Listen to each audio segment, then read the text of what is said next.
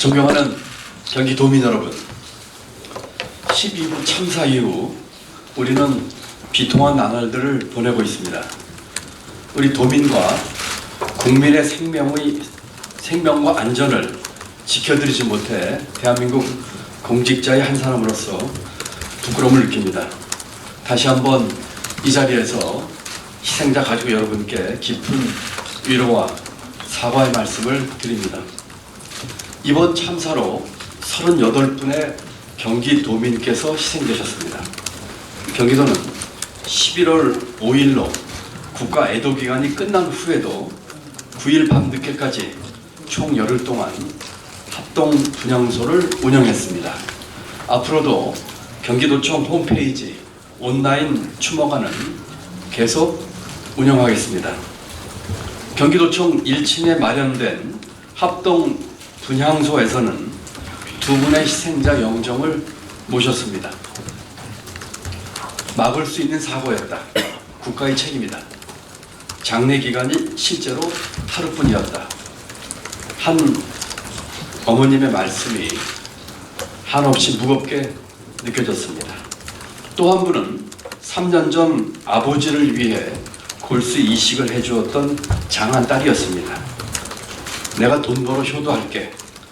내 통장에 빨대 꽂아.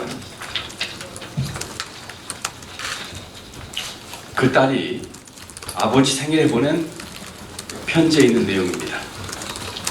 희생자 한 분 한 분 사연을 들을 때마다 애달픈 사연이 없는 분이 없었습니다. 희생자 영정과 위패가 없는 156분의 분향소는 추상입니다. 그러나 한 분 한 분의 사연 그리고 희생자 한 분 한 분의 영정과 위패는 추상이 아닌 현실로 우리에게 다가옵니다.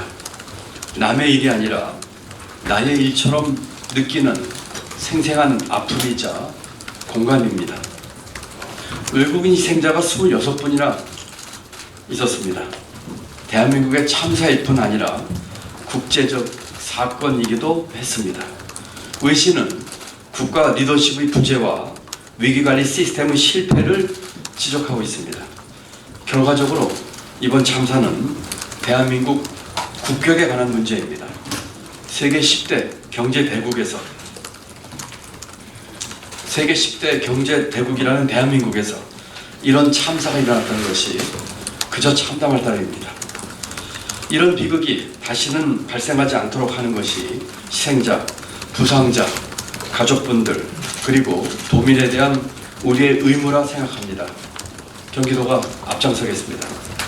무엇보다 중요한 것은 이런 참사가 일어나지 않도록 예방하는 것, 위기 상황이 생겼을 때 즉각 대처할 수 있도록 시스템을 갖추고 실제 작동하도록 만드는 것입니다.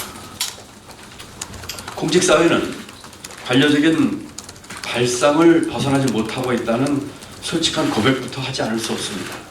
시스템과 매뉴얼은 있지만 실제 작동에는 한계를 보입니다. 수요자 중심이 아니라 여전히 공급자 중심인 경우가 많습니다. 이제는 달라져야 합니다. 경기도가 먼저 시작하겠습니다. 첫째, 경기도는 안전 예방 핫라인을 만들겠습니다. 현재 경기도에는 시설물 안전에 대한 도민 안전점검 청구제가 있습니다. 지난 1999년부터 전국 최초로 시행 중입니다. 이를 전면적으로 확대 개편하는 혁신을 하겠습니다. 현재 경기도청 홈페이지상의 청구 절차를 최대한 간편하게 개편하고 카카오톡 경기도 채널과 전용 전화 010-3990-7722번을 만들겠습니다. 이를 통해 도민이라면 누구나 쉽고 편리하게 접수할 수 있도록 하겠습니다. 청구 대상도 시설물 안전에 국한하지 않겠습니다. 일터, 도시생활, 사회재난 등 각종 안전 위험에 대한 도민의 요청에 바로 점검하고 대응하도록 하겠습니다. 수원 세모녀 사건 이후에 긴급복지 핫라인으로 010-4419-7722번을 만들어 복지 사각지대 발굴에 성과를 거둔 바 있습니다. 휴대폰 뒷번호 7722번은 경기도 한라인의 상징이 될 것입니다. 앞으로 긴급 상황에 대해서는 119로, 안전 예방 점검은 010-3990-7722로 쉽게 접근할 수 있도록 만들겠습니다. 둘째, 도민안전혁신단을 만들겠습니다.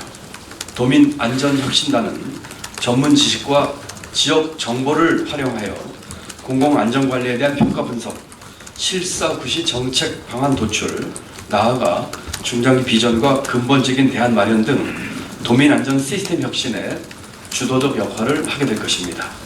관료적 발상의 한계로 안전정책에 빈틈이 생길 수 있습니다. 이번 참사로 다시 확인된 이런 빈틈을 메우겠습니다. 도민들의 안전의식과 문화도 중요합니다. 도민안전혁신단 활동을 통해서 도민의 인식과 참여도를 높이겠습니다. 혁신단장은 지역을 잘 알고 지역에 열정 있는 분으로 모시고 건축, 토목, 환경, 산업, 보건, 사회재난 등 각 분야의 민간 전문가와 사회재난 피해 당사자도 참여할 수 있도록 하겠습니다.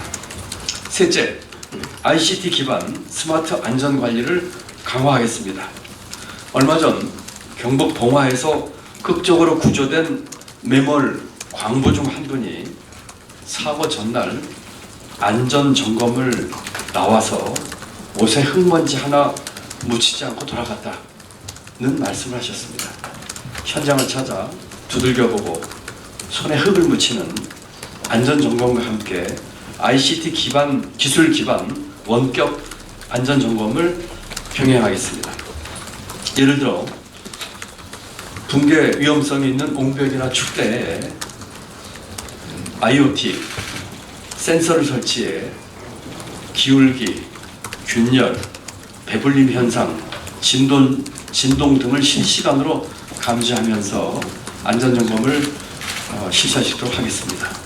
인공지능, 사물 인터넷 센서, 빅데이터, 드론, 스마트 글라스 등 이미 연구 영역을 진행한 ICT 안전점검 및 분석 기술을 통해 재난 취약 시설 점검을 한층 강화하겠습니다. 넷째, 새로운 유행에 대처하는 체계화된 사회재난 합동훈련을 실시하겠습니다. 자연재난과 달리 사회재난 대처에 대한 경험과 노하우는 많이 부족한 것이 현실입니다. 또한 이번 참사에서 확인된 것처럼 관련 기관과 조직 사이의 유기적인 연결도 부족합니다. 다양한 유형의 사회재난 위험이 항상 존재하는 다중 밀집 지역에서 경기도와 소방본부, 경찰, 학교 그리고 민간이 함께하는 정례적인 합동훈련을 실시하겠습니다. 시스템과 매뉴얼로 그치는 것이 아니라 그것이 실제 작동할 수 있도록 실질적인 대비를 해나가겠습니다. 마지막으로 중앙정부에 촉구합니다. 대통령 직속으로 국민안전자문회의를 설치해야 합니다. 국민안전은 국가정책의 최우선 과제입니다. 현행 헌법상 대통령 직속 자문기관은 국민경제, 과학기술, 평화통일 이 세 분야입니다. 국민 안전도 이 정도 수준으로 끌어올려야 합니다. 헌법 개정 이전이라도 국민안전자문회의를 우선 구성하고 앞으로 그 위상을 높인다면 국가정책에서 안전의 우선순위를 명확하게 하는 상징적이고 가시적인 조치가 될 것입니다. 존경하는 경기도민 여러분, 그리고 슬픔을 함께하고 계신 국민 여러분, 많은 국민들께서 이번 참사에서 국가는 없었다고 말씀하십니다. 각자 도생이라는 자주 섞인 한탄도 들립니다. 국가의 부재란 바로 책임의 부재입니다. 사고 예방, 사고 대처, 사고 발생 후의 수습, 이 모든 과정에서 책임이 보이지 않습니다. 책임 회피와 책임 전가로는 지금의 수준에서 한 발짝도 나아갈 수 없습니다. 국민들께서는 12구 참사를 대하는 정부와 공직사회의 의지와 태도를 시험하고 있습니다. 이제라도 국민이 납득할 만한 수준의 반성과 성찰, 그리고 인적 책임을 포함한 적극적 조치가 필요합니다. 그래야 그 다음이 있습니다. 그래야 그 다음도 가능해질 것입니다. 경기도는 오늘 발표한 대책에 그치지 않겠습니다. 도민 안전을 위해 지속적으로 혁신해 나가도록 하겠습니다. 감사합니다.